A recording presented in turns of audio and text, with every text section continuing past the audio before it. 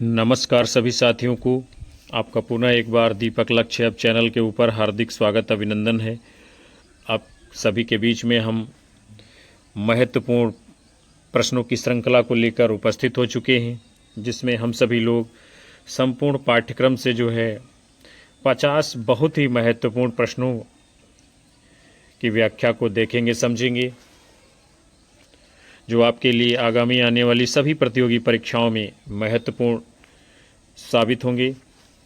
तो चलिए हम लोग शुरुआत करते हैं आज के महत्वपूर्ण पहले प्रश्न के साथ में। क्या है परिवर्तन? कविता में पंत के अनुसार परिवर्तन है, यानी क्या है परिवर्तन?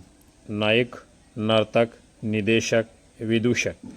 जो परिवर्तन कविता है सुमित्रानंदन पंत जी की, तो पंत के अनुसार उसमें परिवर्तन है। क्या है परिवर्तन? तो आपका सही उत्तर होगा विकल्प ए, यानी कि नायक हो जाएगा। उसके बाद में अगला प्रश्न है आपके सामने, निम्नलिखित में से कौन सी विशेषता सिर्फ गौड़ कल्पना की है? आपको बताना है अचेतन, संघटन, अनैच्छिक और विघटन। इनमें से कौन सी विशेषता सिर्फ गौड़ कल्पना की है? तो आपका सही जवाब होगा विकल्प डी, यानी कि विघटन। ये क्या है? गौड़ कल्पना की विशेषता है। और अचेतन, अनैच्छिक, संगठन ये मुख्य कल्पना की विशेषता है। आपका अगला प्रश्न है, करो मोहम्मद शाह बखानू, सूरज है देहली सुल्तानू, धर्म पंथ जग बीच चलावा, निवर न सबरे सो दुख पावा। किस सूफ़ी कवि की ये जो है पंक्तियां हैं? मलिक मोहम्मद जायसी, नूर मोहम्मद, उस्मान कुतबन। तो करो मोहम्मद शाह बखानू, सूरज है देहली सुल्तानू, ये मोस्ट इम्पॉर्टेंट पंक्तियाँ किसकी है? तो आपका जवाब होगा विकल्प बी, यानी कि नूर मोहम्मद की। अगला प्रश्न आपके सामने है, अरे यायावर रहेगा याद किस विधा की रचना है? यात्रा साहित्य, आत्मकथा, रिपोर्टाज, डायरी। तो आप सभी लोग जानते हैं इस प्रश्न का सही जवाब क्या है। ये यात्रा साहित्य है। और किसका है? आज्ञे जी का है। किसका है? आज्ञे जी का है। और ये उनकी भारत यात्रा पर आधारित है। एक और उनका यात्रा वृत्तांत का ग्रंथ है। अगर आप सभी लोगों को कमेंट करके बताना है उस ग्रंथ का नाम क्या है। फिर अगला प्रश्न है, यह एक ऐसा इतिहास है जो लोकमानस की भागीरथी के साथ साथ बहता, पनपता और फैलता है और जनसामान्य के सांस्कृतिक पुख्तापन में जिंदा रहता है। यह जो वक्तव्य है यह किस उपन्यास के आरंभ में रचनाकार ने लिखा है? जिंदगी नामा, दिलो दानिश, समय सरगम, मित्रों मरजानी। तो क्या होगा इस प्रश्न का सही जवाब? आपका विकल्प ए, यानी जिंदगी नामा उपन्यास का ये प्रारंभिक वक्तव्य है। लेखिका कहती है कि यह एक ऐसा इतिहास है जो मानस की भागीरथी के साथ साथ बहता, पनपता और फैलता है और जनसामान्य के सांस्कृतिक पुख्तापन में जिंदा रहता है। तो आप देख रहे हैं कथन में यहाँ भी जिंदा लगा हुआ है और यहाँ जिंदगी नामा है। इससे आप जो है कोरिलेट करके याद कर सकते हैं इस कथन को। फिर अगला प्रश्न आपके सामने है, क्या करना है? सूची 1 का सूची 2 से मिलान करना है। यानी कुछ परिभाषाएं दी गई हैं, कथन दिए गए हैं और उनके रचनाकारों के साथ में आपको मिलान करना है कि किसका कथन कौन सा है। तो सबसे पहले हैं आपके विलियम वर्ड्सवर्थ। वर्ड्सवर्थ का जो है कथन है कौन सा?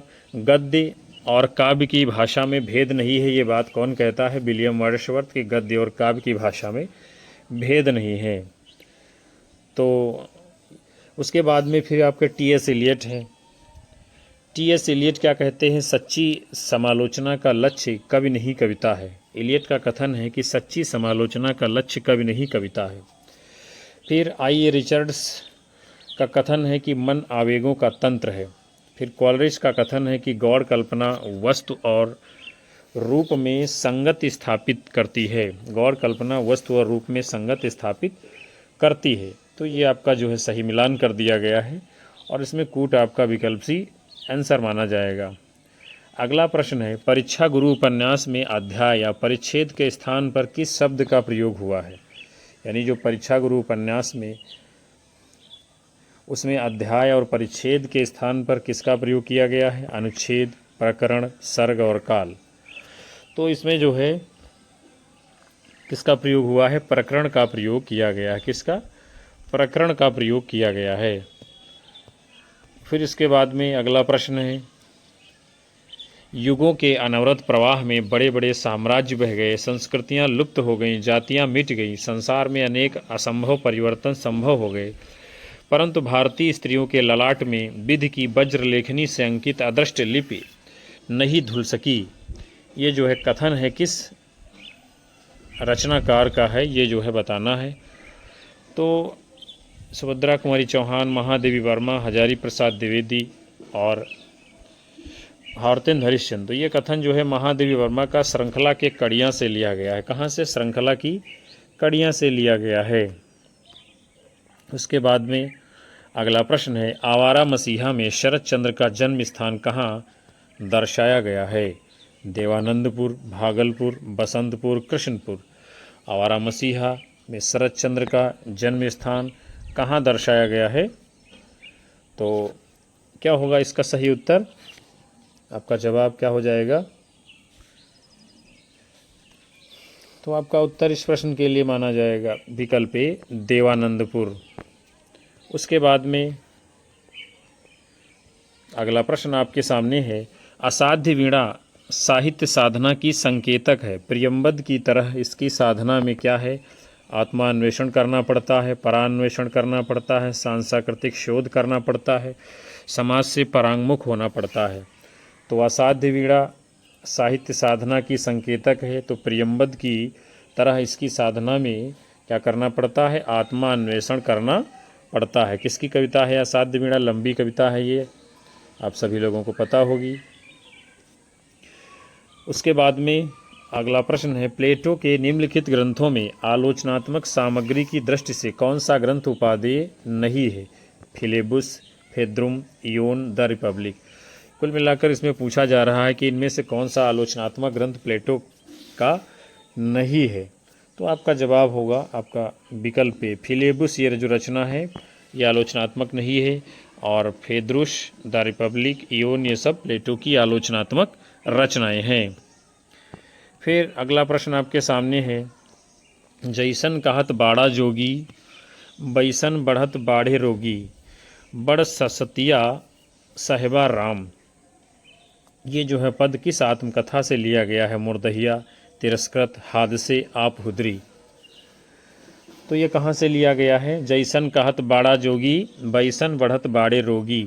ये जो है मुर्दहिया आत्मकथा से लिया गया है। और किसकी है मुर्दहिया ये आत्मकथा? तुलसी राम जी की। अगला प्रश्न है, समस्त मानव जीवन के प्रवर्तक भाव या मनोविकार ही होते हैं। मनुष्य की प्रवृत्तियों की तरह तह में अनेक प्रकार के भाव ही प्रेरक के रूप में पाए जाते हैं। शील या चरित्र का मूल भी भावों के विशेष प्रकार के संगठन में ही समझना चाहिए। ये पंक्तियाँ कहाँ से ली गई हैं? तो भाव और मनोविकार की बात की जा रही है, यानी कि आचार्य शुक्ल के भाव और मनोविकार निबंध से ली गई हैं। फिर अगला प्रश्न आपके सामने है, धरती धन्ना अपना उपन्यास आधारित है, यानी इसकी जो है विषय वस्तु क्या है ये आपको बताना है। पंजाब की ग्रामीण पृष्ठभूमि पर, दलित जीवन पर, स्वाधीनता आंदोलन पर, आपातकाल पर।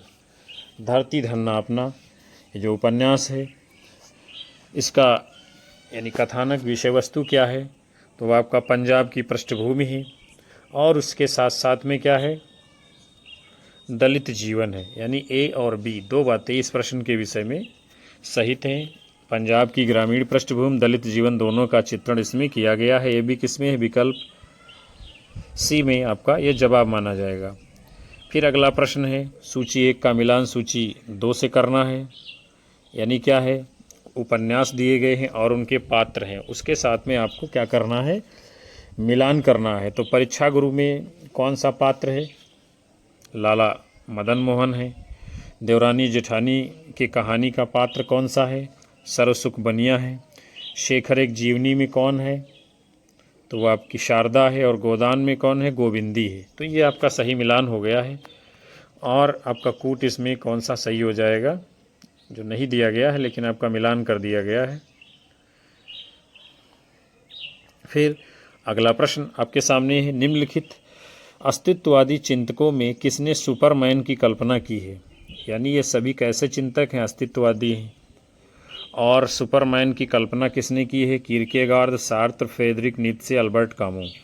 तो सुपरमैन की कल्पना करने वाले इनमें से अस्तित्ववादी कौन है? फ्रेडरिक नीत्शे जी हैं। कौन है? फ्रेडरिक नीत्शे जी हैं। उसके बाद में अगला प्रश्न है, इसमें आपको क्या करना है, इस प्रश्न में जो है कहानी दी गई है और कहानियों के विषय से आपको मिलान करना है। तो देखेंगे हम लोग, सबसे पहले है दुनिया का सबसे अनमोल रतन। इसमें क्या है? तो इसमें है देश प्रेम। फिर अमृतसर आ गया है। इसमें क्या है? देश विभाजन है। चीफ की दावत में क्या है? वृद्धों की उपेक्षा है। और पिता कहानी में पुरानी और नई पीढ़ी का द्वंद्व है। तो ये आपका सही मिलान कर दिया गया है और इसमें जो कूट आपका विकल्प है राइट आंसर होगा। अगला प्रश्न है, चंद्रधर शर्मा गुलेरी द्वारा रचित कहानी नहीं है। कछुआ धर्म, उसने कहा था, बुद्धू का कांटा, सुखमय जीवन। तो इनमें से तीनों कहानियाँ गुलेरी जी की हैं और कछुआ धर्म ये इनका क्या है? निबंध है। क्या है? निबंध है इनकी, बल्कि कहानी ये नहीं है और यही आपका उत्तर बन जाएगा। फिर अगला प्रश्न है, शुद्ध प्रेम मार्गी सूफी कवियों की शाखा में सबसे प्रसिद्ध जायसी हुए हैं, जिनकी पद्मावत हिंदी काव्य क्षेत्र में एक अद्भुत रत्न है। जायसी और उनके पद्मावत के विषय में ये जो है कथन किसका है? जॉर्ज ग्रियर्सन, विजय देव नारायण शाही, रामचंद्र शुक्ल और बनारसी दास। तो क्या होगा इस प्रश्न का सही उत्तर? तो आपका जवाब हो जाएगा आचार्य रामचंद्र शुक्ल का ये कथन है जायसी और उनके पद्मावत महाकाव्य के बारे में। फिर अगला प्रश्न है, निम्नलिखित में से आर्य भाषाओं में शामिल नहीं है। कौन नहीं शामिल है? यूनानी, लैटिन, प्राकृत, तुर्की। इनमें से कौन है जो आर्य भाषाओं में शामिल नहीं है? तो सही उत्तर आपका क्या होगा? विकल्प डी, तुर्की ये जो है आर्य भाषाओं में शामिल नहीं है। बाकी यूनानी भी है, प्राकृत भी है और लैटिन भी है। उसके बाद में फिर आपका अगला प्रश्न है, क्या तुम इतना भी नहीं जानते कि नारी परीक्षा नहीं चाहती, प्रेम चाहती है। परीक्षा गुणों को अवगुण, सुंदर को असुंदर बनाने वाली चीज है। प्रेम अवगुणों को गुण बनाता है, असुंदर को सुंदर।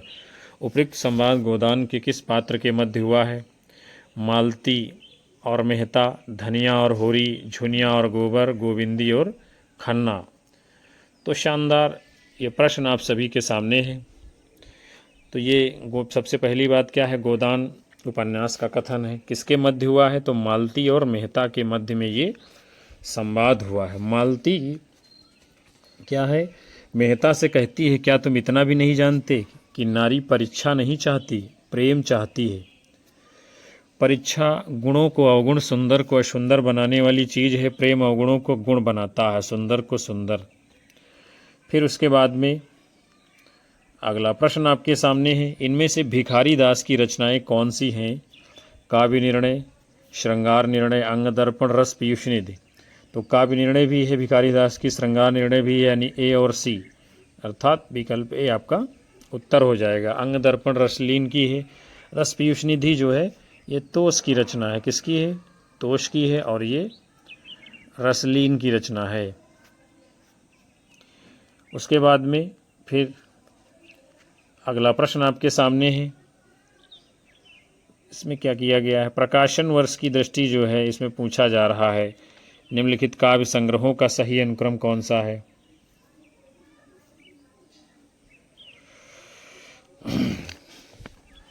तो इसमें जो है आपका सबसे पहले कौन आएगा? आंगन के पार द्वार, नदी की बांक पर छाया फिर आएगा, यानी सी और बी। फिर जो है आपका सागर मुद्रा आएगा। फिर उसके बाद में पहले मैं सन्नाटा बुनता हूँ, ये यानी विकल्प ए आपका उत्तर हो जाएगा। फिर अगला प्रश्न है, निम्नलिखित में से तत्सम शब्द नहीं है। कौन सा नहीं है तत्सम? आज्ञा, राय, सर्व, स्वामी। इनमें से कौन सा जो है तत्सम शब्द नहीं है, आपको बताना है। तो आपका उत्तर क्या हो जाए? विकल्प बी ये जो है आपका तत्सम नहीं है। आज्ञा, सर्व और स्वामी ये सम तत्सम है। राय का जो है तत्सम क्या होता है? राजा होता है। क्या होता है? राय का तत्सम राजा होता है। फिर अगला प्रश्न आपके सामने है, पौन चलत वह देह बढ़ावे, जल पीवत वह जीव गंवावे, है वह प्यारी सुंदर नार, नार नहीं पर है वह नार। इस पहेली का उत्तर क्या है? स्त्री, लता, नाली, आग। इस पहेली का उत्तर क्या है? तो आपका उत्तर हो जाएगा विकल्प डी, यानी कि आग है। पौन चलत वह देह बढ़ावे, जल पीवत वह जीव गंवावे, यानी क्या है? जब पवन चलती है तो आग और तेज हो जाती है, जल पीती है तो शांत हो जाती है वह प्यारी सुंदर नार, नार नहीं पर वो है नार। तो यानी आग हो जाएगा इस पहेली का उत्तर। अगला प्रश्न है, एक कहानी यह भी के परिप्रेक्ष्य में सही तथ्य है। स्त्री पुरुष समानता की अभिव्यक्ति हुई, भोगे हुए यथार्थ का मार्मिक चित्रण है, पुरुष वर्चस्ववाद को चुनौती है, स्त्री की पक्षधरता का निषेध है। तो एक कहानी यह भी, ये क्या है? आत्मकथा है। किसकी है? मन्नू भंडारी की है। तो इसमें क्या बताया गया है? भोगे हुए यथार्थ का चित्रण है, और उसके साथ साथ में क्या है? पुरुष वर्चस्ववाद को चुनौती दी गई है। यानी दो बातें इसमें निकल करके आई हैं, भोगे हुए यथार्थ का मार्मिक चित्रण, पुरुष वर्चस्ववाद को चुनौती। तो बी और सी किसमें है? विकल्प सी में आपका उत्तर होगा। अगला प्रश्न है, ईदगाह कहानी में मोहसिन मेले में कौन सा खिलौना खरीदता है? वकील, सिपाही, खंजरी, भिस्ती। ईदगाह कहानी में मोहसिन मेले से कौन सा खिलौना खरीदता है? तो भिस्ती को खरीदता है। किसको? भिस्ती को खरीदता है। और हामिद क्या है? चिमटा लाता है अपनी दादी के लिए। फिर अगला है, किसी श्रीमान जमींदार के महल के पास एक गरीब अनाथ विधवा की झोपड़ी थी। जमींदार को अपने महल का हाथा उस झोपड़ी तक बढ़ाने की इच्छा हुई। ये पंक्तियां जो है किस कहानी की प्रारंभिक पंक्तियां हैं? एक टोकरी भर मिट्टी, पूस की रात, संबदिया और ठाकुर का कुआं।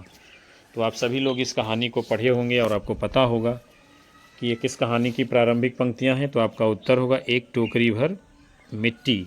किसी श्रीमान जमींदार के महल के पास एक गरीब अनाथ विधवा की झोपड़ी का इसमें चित्रण किया गया है, और जमींदार साहब जो है अपना महल उसकी झोपड़ी तक बढ़ाना चाहते हैं। फिर अगला प्रश्न है, अब आप इस बसंत को ही लो, ये दिन को तांत की तरह मानता है, पेड़ों पर लाल लाल पत्तों के हजारों सुख तल्ले धूप में सीझने के लिए लटकाता है। उपयुक्त पंक्तियों में क्या ध्वनित हो रहा है? ये आपको बताना है। तो इन पंक्तियों में क्या ध्वनित हो रहा? मोची, मोची नहीं शायर है। मोचीराम नए बिंबों प्रतीकों में बात करता है। मोचीराम बसंत का बयान अपने पेशे की भाषा में करता है। ये आपका जो है सही उत्तर है इन पंक्तियों के विषय में। फिर आपका अगला प्रश्न है, भारतेंद्र हरिश्चंद्र की रचनाएं नहीं है, आपसे पूछा जा रहा है कौन सी रचनाएं भारतेंद्र हरिश्चंद्र की नहीं है? तो इनमें से सतसई संगार ये तो भारतेंद्र की रचना है। प्रेम माधुरी ये जो है इनकी नहीं है, यानी कि आपका बी, यानी कि प्रेम माधुरी भी है भारतेंद्र की रचना। फिर है उमर खयाम की रुबाइयाँ, ये जो है इनकी रचना नहीं है, अर्थात सी हो जाएगा। और क्या है? जार्ज वंदना भी इनकी रचना नहीं, यानी कि डी हो जाएगा। तो सी डी नहीं है, और सतसई श्रृंगार प्रेम माधुरी तो है। तो सी डी किस में है? आपका विकल्प डी में आपका उत्तर होगा।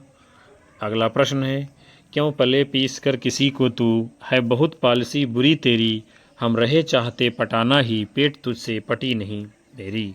ये काव्य पंक्तियाँ किसकी हैं? मैथिली शरणगुप्त, अयोध्या सिंह उपाध्याय, हरिओद, महावीर प्रसाद द्विवेदी और लोचन प्रसाद पांडे। किसकी पंक्तियाँ हैं? क्यों पले पीस कर किसी को तू, है बहुत पॉलिसी बुरी तेरी, हम रहे चाहते पटाना ही, पेट तुझसे पटी नहीं मेरी। तो ये पंक्तियाँ किसकी हैं? अयोध्या सिंह उपाध्याय, हरिऔध जी की। किसकी हैं? अयोध्या सिंह उपाध्याय, हरिऔध जी की ये पंक्तियाँ हैं। और कहाँ से हैं? चोखे चौपदे से ली गई है। आगे बढ़ेंगे हम लोग। फिर अगला प्रश्न है, यह आख्यान इतना प्राचीन है कि इतिहास में रूपक का अद्भुत मिश्रण हो गया है, इसीलिए मन, श्रद्धा और ऋणा इत्यादि अपना ऐतिहासिक अस्तित्व रखते हुए सांकेतिक अर्थ की भी अभिव्यक्ति करें तो मुझे कोई आपत्ति नहीं है। मनु अर्थात मन के दोनों पक्ष, हृदय और मस्तिष्क का संबंध क्रमशः श्रद्धा और ईड़ा से भी सरलता से लग सकता है। कामायनी के बारे में ये पंक्तियाँ किसकी हैं? आपको बताना है। नंदुलारे वाजपेयी, जयशंकर प्रसाद, गजानन माधव मुक्तिबोध और प्रेम शंकर। तो ये पंक्तियाँ किसकी हैं? स्वयं जयशंकर प्रसाद जी की हैं कामायनी के बारे में। फिर अगला प्रश्न आपके सामने है, निर्मल वर्मा द्वारा रचित कहानी नहीं है। कौन सी नहीं है निर्मल वर्मा की कहानी? अंधेरे में, दूसरी दुनिया, पिछली गर्मियों में, बादलों के घेरे में। इनमें से निर्मल वर्मा की कौन सी कहानी नहीं है? तो बादलों के घेरे में ये कहानी निर्मल वर्मा की नहीं है, और अंधेरे में, पिछली गर्मियों में, दूसरी दुनिया, सभी निर्मल वर्मा की कहानियाँ हैं। बादलों के घेरे किसकी है? आप सभी को कमेंट करके बताना है। अगला प्रश्न है, सूची 1 को सूची 2 से मिलान करना है। क्या करना है? मिलान करना है। एक तरफ क्या है, ये कुछ निबंध दिए गए हैं और उनके साथ में मिलान करना है कि किसके निबंध हैं। तो महाकवि की तर्जनी किसका है? कुबेरनाथ राय का है। आवारा भीड़ के खतरे ये किसका है? हरिशंकर परसाई का है। आस्था और सौंदर्य किसका है? तो ये आपका रामविलास शर्मा का है। और रहा किनारे बैठिए शरद जोशी जी का है। तो इस प्रकार आपका ये मिलान कर दिया गया है, और इसमें कूट आपका कौन सा विकल्प भी सही उत्तर होगा। अगला प्रश्न है कि शक्ति, व्युत्पत्ति और अभ्यास समन्वित रूप में काव्य हेतु हैं, ये जो है किसने माना है? हेमचंद्र, मम्मट, दंडी और विश्वनाथ। शक्ति, व्युत्पत्ति और अभ्यास को समन्वित रूप में काव्य का हेतु किसने माना है? तो ये मम्मट ने माना है। किसने माना है? मम्मट ने माना है शक्ति, व्युत्पत्ति और अभ्यास को समन्वित रूप में काव्य का हेतु। उसके बाद में आपका अगला प्रश्न है, हरिवंश राय बच्चन की आत्मकथा इनमें से नहीं है। तो नीड़ का निर्माण फिर है, क्या भूलूं क्या याद करूं है, बसेरे से दूर है और आज के अतीत, ये जो है हरिवंश राय बच्चन की आत्मकथा नहीं है। आज के अतीत ये भीष्म साहनी की है। उसके बाद में अगला प्रश्न आपके सामने है, रतन खान के रचयिता हैं। कौन है रतन खान के रचयिता? रस खान हैं, नंददास हैं, मलूकदास हैं, सुंदरदास हैं। रतन खान के रचयिता कौन है? आप सभी लोग जानते हैं। तो इसके रचयिता हैं मलूकदास जी। अगला प्रश्न आपके सामने है, आकाशदीप कहानी के वर्ण विषय हैं। कौन कौन से वर्ण विषय हैं? आत्मसमर्पण है, पिता की हत्या का प्रतिशोध है, प्रच्छन्न प्रेम है, पुरुष की निरंकुशता है। बताना है आपको आकाशदीप कहानी का जो है वर्ण विषय क्या है। तो आत्मसमर्पण एक तो है, इसमें क्या है? आत्मसमर्पण है। दूसरा क्या है? पिता की हत्या का प्रतिशोध भी, यानी बदले की भावना भी है। तो ए और बी ये 2 वर्ण विषय हैं इसके आकाशदीप कहानी की। और आकाशदीप कहानी और कहानी संग्रह दोनों है, किसकी है? ये आपकी जयशंकर प्रसाद की है। फिर है तमस उपन्यास में वर्णित है। क्या है तमस उपन्यास का विषय? प्रथम स्वतंत्रता संग्राम, विभाजन की पृष्ठभूमि, सांप्रदायिक विद्वेष, अंग्रेजों की दयनीय स्थिति। तो इसमें विभाजन की जो है पृष्ठभूमि भी है, और क्या है उसके साथ साथ में सांप्रदायिक विद्वेष भी है। 2 बातें इसमें प्रमुखता से उभरी हैं तमस उपन्यास में। तो बी और सी आपका उत्तर हो जाएगा, विभाजन की पृष्ठभूमि और सांप्रदायिक विद्वेष, और विकल्प डी आपका उत्तर है। अगला प्रश्न है, राजा निर्वंशिया कहानी के पात्र हैं। कौन है? महेश पांडे, बचन सिंह, सरदारी लाल, जगपति। राजा निर्वंशिया कहानी के पात्र कौन कौन से हैं आपको बताना है इनमें से। तो आपका बचन सिंह है, और कौन है? उसके साथ साथ में जगपति।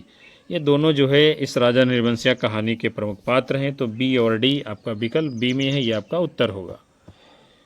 फिर अगला प्रश्न है, अंधा युग के अंकों के नाम है। अंधा युग क्या है? गीत नाट्य है। किसका है? धर्मवीर भारती का है। इसके अंकों के नाम है, कौरव नगरी का विनाश, पांडव विजय, पशु का उदय, गांधारी का शाप। तो ये जो है दोनों कोई उसके अंक है ही नहीं। पशु का उदय भी है और गांधारी का शाप, ये जो है 2 हैं इसके, और बाकी 3 अन्य हैं। तो सी और डी किसमें है? पशु का उदय, गांधारी का शाप। सी और डी आपका विकल्प डी है, और यही आपका सही उत्तर होगा। अगला प्रश्न है, विजय तृष्णा का अंत पराभव में होता है। अलछेंद्र, राज सत्ता सुव्यवस्था से बढ़े तो बढ़ सकती है, केवल विजय से नहीं। यह विचार जो है चंद्रगुप्त नाटक में किसका है? चाणक्य, दांडायन, चंद्रगुप्त, आजीवक। यानी ये किसका कथन है? चंद्रगुप्त नाटक में। तो आपका जो है क्या माना जाएगा? सही उत्तर विकल्प बी माना जाएगा। दांडायन का एक कथन है। दांडायन जी कहते हैं कि विजय तृष्णा का अंत पराभव में होता है। लक्षेंद्र, राजसत्ता सुव्यवस्था से बढ़े तो बढ़ सकती है, केवल विजय से नहीं। फिर अगला प्रश्न आप सभी के सामने है और शानदार प्रश्न है। हिंदी साहित्य का इतिहास। रामचंद्र शुक्ल के आदिकाल के प्रारंभिक 4 प्रकरण जो हैं उसका सही क्रम क्या होगा? तो इसमें सबसे पहले तो सामान्य परिचय आता है यानी कि बी। फिर उसके बाद में सामान्य परिचय के बाद में क्या आता है? सामान्य परिचय के बाद में फिर अपभ्रंश काव्य आएगा यानी कि ए। फिर उसके बाद में देश भाषा काव्य आएगा यानी कि डी। और फिर आएगा फुटकल रचनाएं यानी कि सी। तो ये आपका क्रम हो जाएगा बी ए डी सी। और बी ए डी सी किस में है? आपका विकल्प बी में, यही आपका जवाब है। अगला प्रश्न है, संस्कृत के 4 अध्याय के प्रथम अध्याय में किन विषयों की चर्चा की गई है? संस्कृत के 4 अध्याय के प्रथम अध्याय में किन विषयों की चर्चा की गई है? आर्य द्रविड़ संबंध, भक्ति की प्राचीनता, हिंदू संस्कृत की पाचन शक्ति, प्राचीन भारत और बाह्य विश्व। यानी संस्कृत के 4 अध्याय दिनकर की रचना है, उसका जो प्रथम अध्याय है उसमें किन विषयों के ऊपर चर्चा की गई है? तो क्या क्या है उसमें? आपका आर्य और द्रविड़ संबंध है यानी कि ए। और उसके साथ साथ में क्या है? हिंदू संस्कृत की पाचन शक्ति यानी ए और सी। ये 2 बातें हैं प्रथम अध्याय में। तो आपका किस में है? ए और सी, विकल्प डी में आपका जवाब है। अगला प्रश्न है, निम्नलिखित क्या है? ये इधर कुछ रचनाएं दी गई हैं और उनके रचनाकारों के साथ में आपको सुमेलित करना है। कौन सी रचना किसकी है ये आपको बताना है। तो हिम विजय देवनारायण शाही की रचना कौन सी है? तो इनकी जायसी है, आप सभी लोग जानते हैं। क्या है इनकी रचना? जायसी। ये सभी आलोचनात्मक पुस्तकें हैं। और अज्ञेय की रचना कौन सी है? हिंदी साहित्य एक आधुनिक परिदृश्य है। फिर रामस्वरूप चतुर्वेदी की रचना कौन सी है? कामायनी एक पुनर्मूल्यांकन है। और निर्मला जैन की है हिंदी आलोचना की 20वीं सदी, ये इनकी है। तो इस प्रकार आपका जो है मिलान कर दिया गया है और कूट आपका कौन सा? विकल्प सी सही जवाब माना जाएगा। फिर अगला प्रश्न है, शिव शंभू के चिट्ठे की विशेषताएं क्या हैं? बड़ा ही शानदार ये व्यंग्यात्मक निबंध है। किसका? बाल मुकुंद गुप्त का। इसकी क्या क्या विशेषताएं हैं देखते हैं हम लोग। तो भारतीय राजनीति की उपेक्षा, क्या ये बात है? राज प्रशस्ति है, अंग्रेजों का कुशासन है, भारतीय जनता का दमन और उसके द्वारा प्रतिषेध है। तो इसमें क्या है? अंग्रेजों का कुशासन भी है और भारतीय जनता का दमन और उसके द्वारा प्रतिशोध भी है शिव शंभू के चिट्ठे में। तो सी और डी 2 बातें सही हैं। सी और डी किस में है? विकल्प सी में, ये आपका सही उत्तर माना जाएगा। अगला प्रश्न है, रेवा तट समय के तथा पृथ्वीराज रासो के वे सारे छंद जिन्हें चंद वरदाई ने कवित्व की संज्ञा दी है, वे छंद ग्रंथों में दिए हुए कवित्व के लक्षणों से नहीं मिलते। वे कवित्व संज्ञक वे छंद हैं। कौन से हैं छंद वे? सवैया, घनाक्षरी, रोला, छप्पय। तो वे सब क्या हैं? छप्पय हैं। क्या हैं? छप्पय हैं। फिर अगला प्रश्न आपके सामने है, शाब्दी व्यंजना के प्रकार बताइए। कौन इसमें से शाब्दी व्यंजना के प्रकार हैं? आर्थी व्यंजना, लक्षणामूला, विधामूला, लक्ष्य संभवा। तो शाब्दी व्यंजना के प्रकार कौन कौन से हैं इनमें से? तो लक्षणामूला और अभिधामूला यानी बी और सी, ये क्या हैं? बी और सी शाब्दी व्यंजना के प्रकार हैं। तो आपका सही जवाब क्या है? विकल्प बी, यानी शाब्दी व्यंजना के ये 2 प्रकार हैं। 2 प्रकार हैं, लक्षणामूला और अभिधामूला। आपको ध्यान में रखना, सभी प्रश्न बहुत इंपॉर्टेंट हैं और विभिन्न परीक्षाओं में पूछे गए प्रश्न हैं, इसलिए आपको ध्यान से पढ़ना है और ध्यान से अपने उत्तर करना है। अगला प्रश्न है, निम्नलिखित में से कौन सा तद्भव शब्द नहीं है? आपको बताना है इनमें कौन सा तद्भव नहीं है। तो इनमें से जो है राय तद्भव है, खेत तद्भव है, दाहिना तद्भव है, कवि क्या है? तद्भव नहीं है। आगे बढ़ेंगे हम लोग, अगले प्रश्न को देखते हैं और आज के सेशन का ये अंतिम प्रश्न आप सभी के सामने है। क्या है? निम्नलिखित में से कौन सी आर्य भाषाओं में शामिल नहीं है? यूनानी, लैटिन, फारसी, अरबी, इनमें से कौन सी आर्य भाषाओं में शामिल नहीं है? तो आपका सही जवाब क्या होगा? विकल्प डी, यानी कि अरबी आपकी आर्य भाषाओं में शामिल नहीं है, और यूनानी, फारसी और लैटिन ये तीनों क्या हैं? आर्य भाषाओं में शामिल भाषाएं हैं। तो प्रिय साथियों, आज के इस महत्वपूर्ण सत्र को हम यहीं पर विराम दे रहे हैं, जिसमें आप सभी लोगों ने बहुत ही महत्वपूर्ण 50 प्रश्नों की श्रृंखला को देखा जाना समझा। हम उम्मीद करते हैं ये सेशन आप सभी लोगों को पसंद आया होगा और आपकी आने वाली परीक्षाओं में महत्वपूर्ण साबित होगा। कक्षा को लाइक करिए, शेयर करिए और अपने साथी मित्रों को हमारे चैनल से जोड़ते रहिए।